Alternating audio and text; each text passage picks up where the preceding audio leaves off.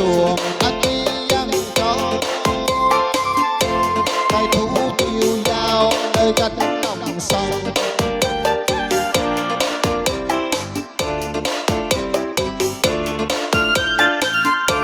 Trời thanh gió mang cá cánh câu quay đuôi lòi nhau.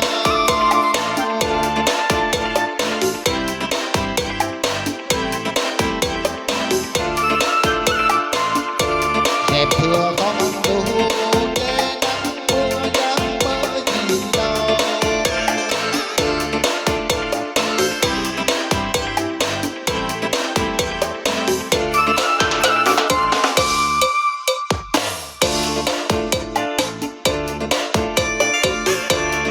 Anh tha mồi anh đi câu cá,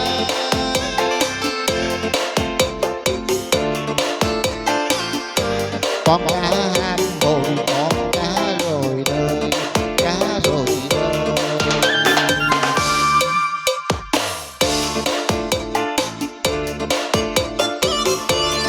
Anh nói rằng anh vui sao không, anh vui sao không như cá về sông.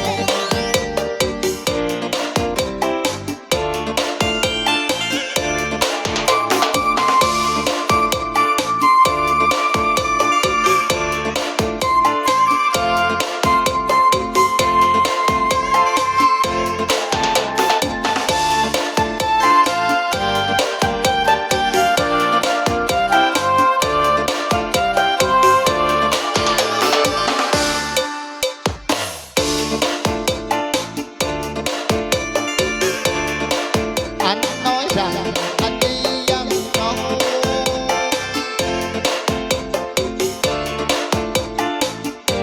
anh có tay xào anh trong ào ào, trong ào ào.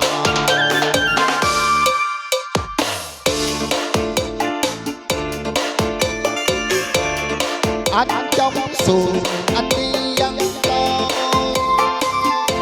tay thú tiêu dao nơi cánh đồng sâu.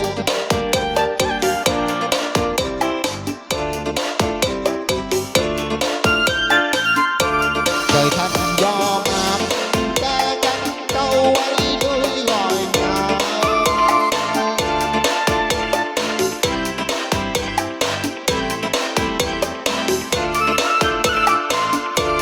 Đèn thưa không đủ che nắng mưa dáng mơ gì đâu.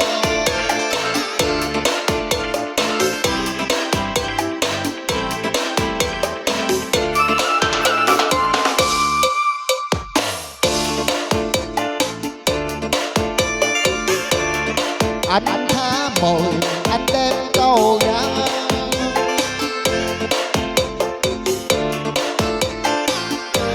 con cá han